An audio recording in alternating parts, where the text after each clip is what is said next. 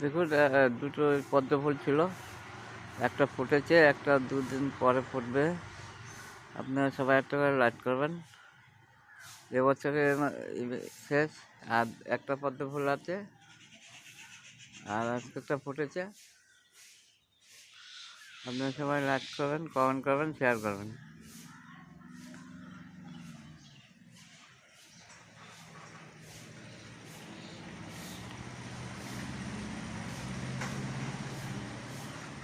পাশে একটা কোটা আছে, ওটা কাল পরশু ফুটবে হয়তো।